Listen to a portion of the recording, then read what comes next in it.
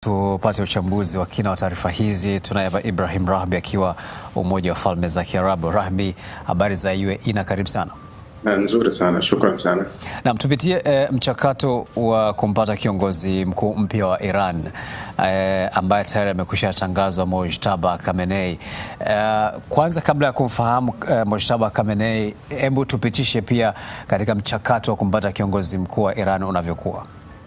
Mchakato uko kwa mujibu wa katiba. Nadhani kifungu cha 111 cha katiba ya Irani kinaruhusu hili litokee, kuwa kiongozi anapofariki madarakani au anapoondoka kiongozi madarakani, basi utaratibu wa kumchagua kiongozi huyu unafanyika kupitia baraza ambalo huchaguliwa. La hili linakuwa ni la maayatollah mamula, ambapo karibu 20% nadhani wanateuliwa na kiongozi aliyekuwa madarakani, lakini wengine wanachaguliwa. Hawa ni wajumbe 88 ambao huamua kuhusu kiongozi mkuu wa nchi. Kwa mara ya kwanza Iran inapata kiongozi mkuu wa nchi ambaye hakutokana na nafasi ya rais au nafasi ya rais, kwa sababu kiongozi aliondoka madarakani alikuwa ni kiongozi ambaye ametokana na, kwanza alikuwa rais, baadaye akaja kuwa kiongozi wa kwanza. Yeye alichukua kutoka kwenye mapinduzi kabisa, Rokola mwenyewe. Huyu Mojtaba anakuwa kiongozi wa tatu. Sasa tumtazame sasa Mojtaba Khamenei na hasa uchaguzi wake ambao umekuwa ni, nafikiri amechaguliwa katika mazingira magumu, katika kipindi kigumu licha ya vitisho vilivyokuwepo. Kwanza imewezekana vipi kufanya uchaguzi huu katika wakati kama huu? Imewezekana kwa sababu Irani ni nchi na wanafahamu kuwa jasusi wa Marekani na Israeli ulikuwa ukijaribu kufuatilia kila wakati kuwa je, hawa watakutana wapi ili waweze kufanya shambulizi na kuwaua wote na kuangamiza kabisa. Wamefanya hivyo mara kadhaa, lakini unajua, unaweza kusema kwa Mashariki ya Kati Iran ndio nchi kongwe zaidi ukilinganisha na nchi zingine. Mfumo wa ujenzi, nchi nyingi za Mashariki ya Kati zinajengwa sana chini ya ardhi, pia kuhakikisha kuweka usalama kwa shughuli nyingine kama kinachoendelea. Mfano ndani ya Israeli hivi sasa watu wengi wanakuwa chini ya ardhi kwa sababu miji imejengwa huko chini, huko vituo vya treni ndio sehemu ambako watu wanapumzika, ambako vinakuwa haviathiriki kwa kiasi na makombora labda yatakutokea. Kwa hiyo ndipo walipokutana na wakaamua kufanya. Iran ni nchi kongwe na hizo sehemu zipo pia. Sasa tumtazame Mojtaba Khamenei ambaye anatajwa kuwa kiongozi mwenye misimamo mikali, mhafidhina ambaye kwa muda mrefu pia amekuwa mwanazuoni, mwalimu wa teolojia katika majukwaa mbalimbali nchini humo, kwa maana ya kwamba majukwaa ya wanazuoni, na mrithi wa baba yake ambaye anaonekana kuwa na misimamo mikali zaidi kuliko hata baba yake, sio? Ndio, yeye ana misimamo mikali zaidi kuzidi baba yake. Nadhani unaweza ukaona kuwa Irani kuna kitu wamekiamua kiwe hivyo. Nilimsikia mmoja waliokuwa wakipiga kura kuchagua anasema kuwa utaratibu uliowekwa au kile walichoachiwa kuambiwa na Khamenei mwenyewe aliyefariki, anasema kuwa msije mkachagua kiongozi yoyote anayependwa na Magharibi. Kwa hiyo kiongozi yoyote atayechukiwa na adui yenu ndio kiongozi bora. Nadhani wamefuata hilo, wanasema.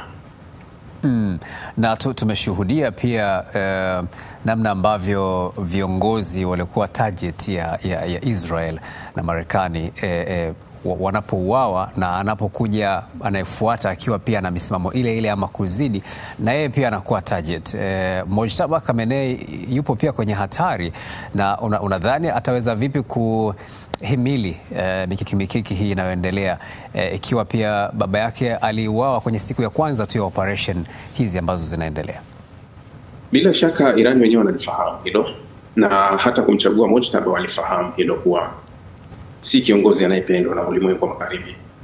Maanake kwenye ile list ya waliotaka kuchaguliwa walikuwepo ambao wenye afadhali, ambao wangependwa na Magharibi, lakini wao walilifahamu hilo, wakaamua kumchagua Mojtaba. Hii ilichoashiria tu ni kuwa Irani hawajafuata upepo, yani hawajayumbishwa na chochote kutoka hapo, kwa sababu kama tungesema kuwa vita imewayumbisha au vita imewafanyia wafanye maamuzi, basi nadhani wangefanya uamuzi tofauti na huo kwa kile ambacho kinaendelea.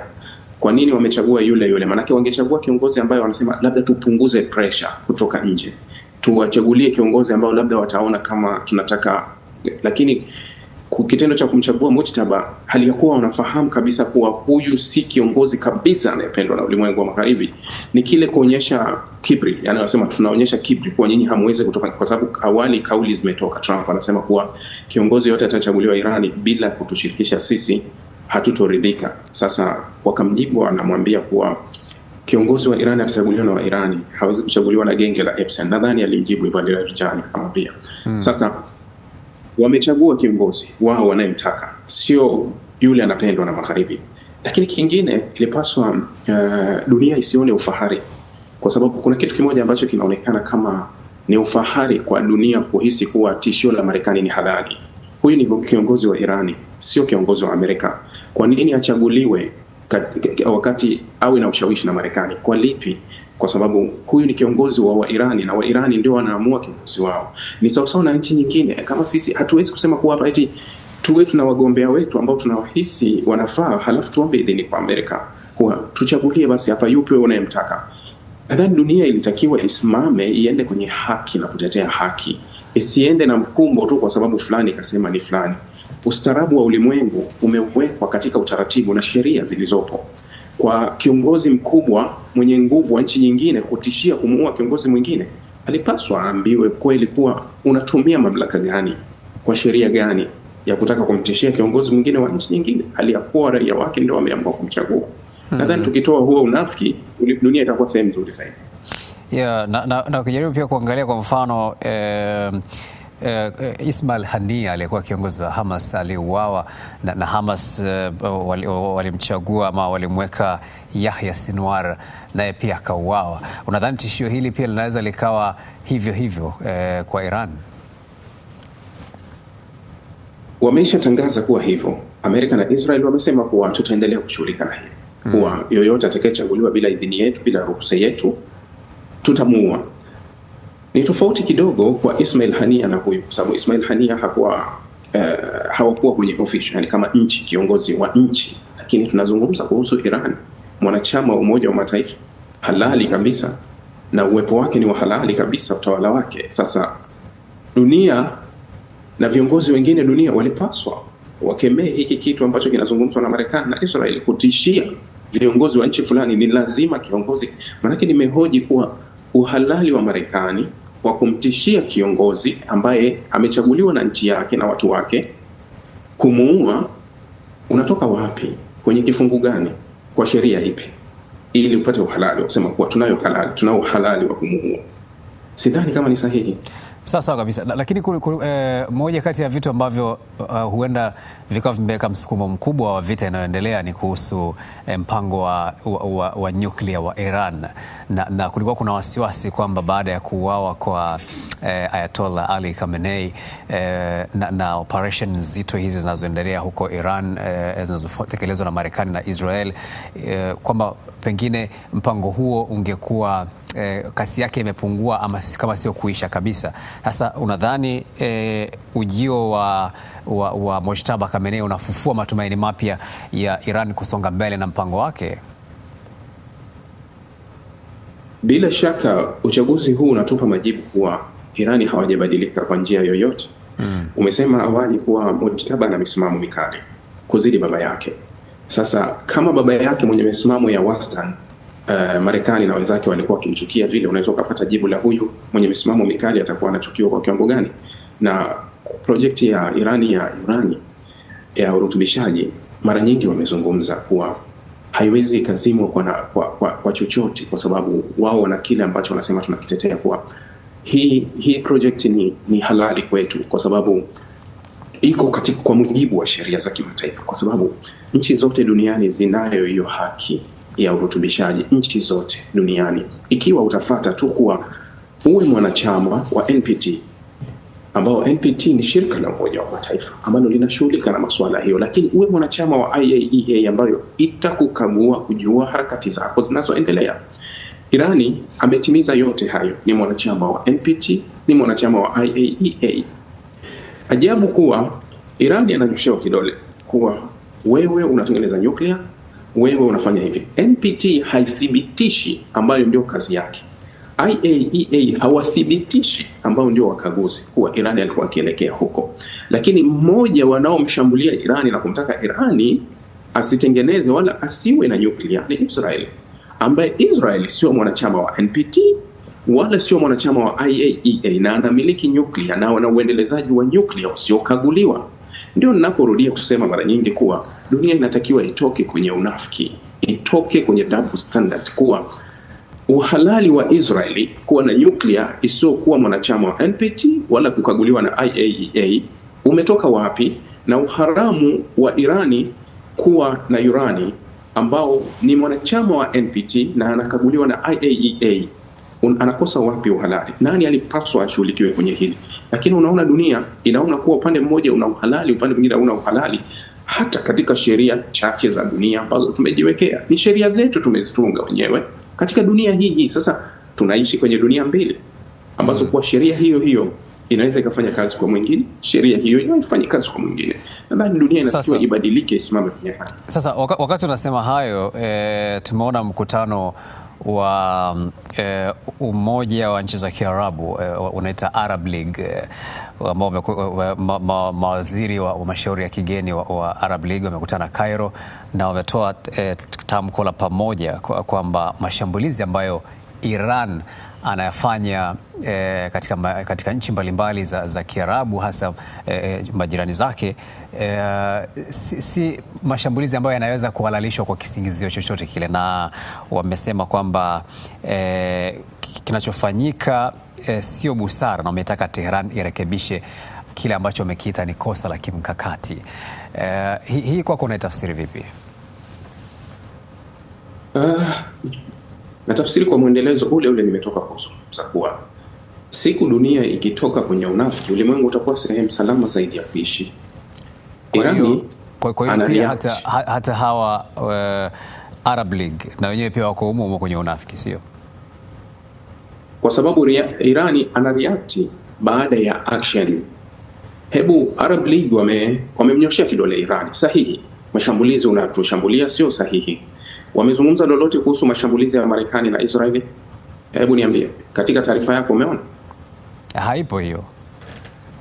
Kwa hiyo kuna uhalali wa mashambulizi ya Israeli na Marekani, isipokuwa Irani hana haki ya kujibu baada ya kupigwa. Kwa hiyo manake hawa na wenyewe pia ni wale manake umeweka kwenye kundi moja pia, sio?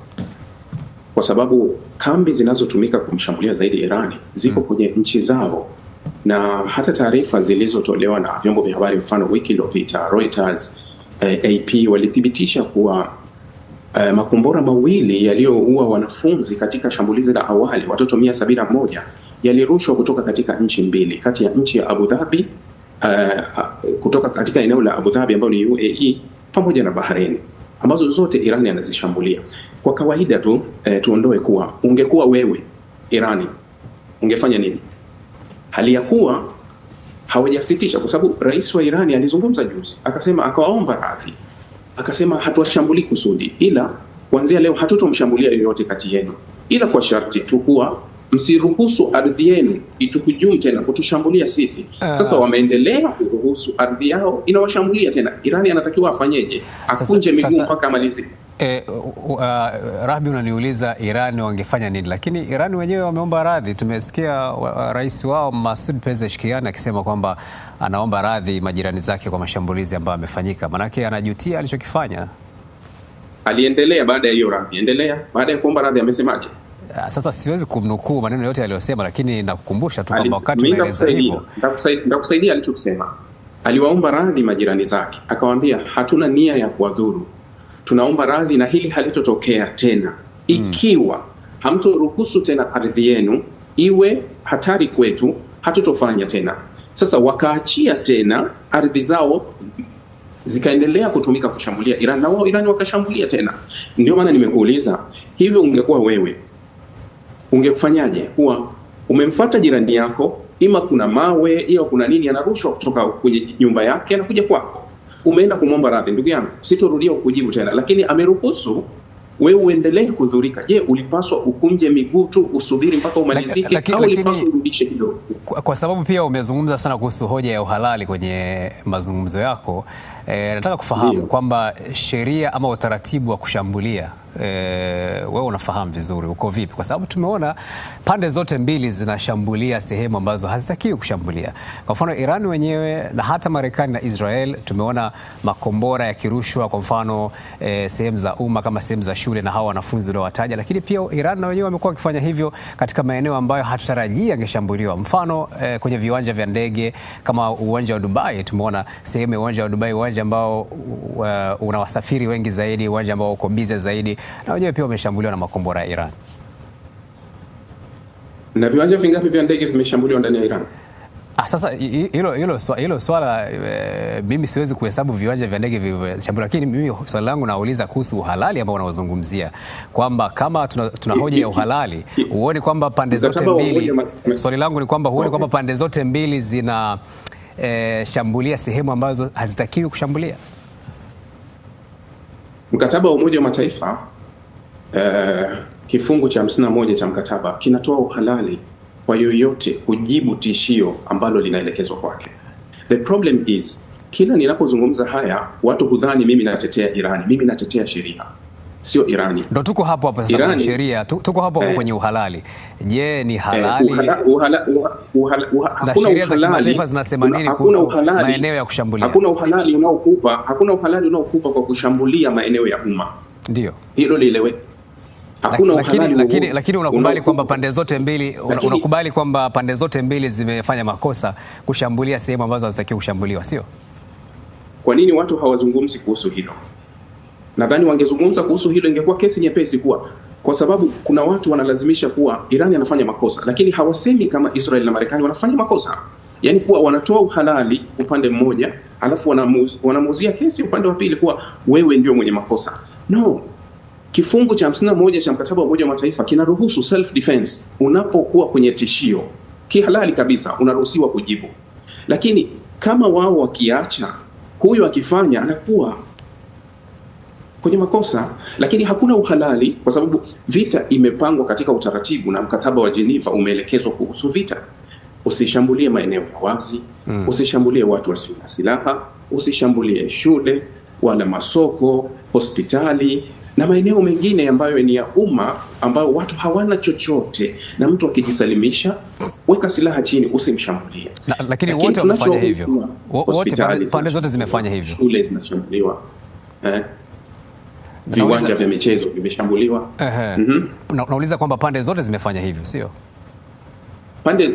Pande zote zimefanya hivyo, lakini tunatafuta sasa chanzo ni nini? Kwa sababu nitakupa mfano. Ndio. Mashambulizi ya juzi na jana yaliyopiga ndani ya Irani yalienda kupiga storage za mafuta zinazohifadhi mafuta. Irani akaenda kapiga na yeye kule Haifa. Mashambulizi ya siku 3 zilizopita viwanja vya ndege 3 vya Irani vilishambuliwa na ndege ikaangamizwa. Jana Irani amekwenda kupiga uwanja wa ndege wa Ben Gurion. Sijui tunapata jibu. Nakusikiliza. Yes. Lakini Irani hajajibu kupiga shule licha ya kuwa wanafunzi wake wameuawa 170. Hilo linaeleweka. Hospitali 9 ndani ya Irani na wauguzi 4 wameuawa. Hajaenda kupiga hospitali. Kwa nini uhalali wa upande mmoja unakuwepo ila anayejibu anakuwa yuko kwenye makosa? Sawa Ibrahim Rahbi, shukran sana. Tunakushukuru pia kwa uchambuzi ambao umetupatia. Asante sana na kutakia majukumu mema. Shukran sana. Naam, ni Ibrahim Rahbi, mchambuzi wa masuala ya kimataifa, nikizungumza naye akiwa Umoja wa Falme za Kiarabu.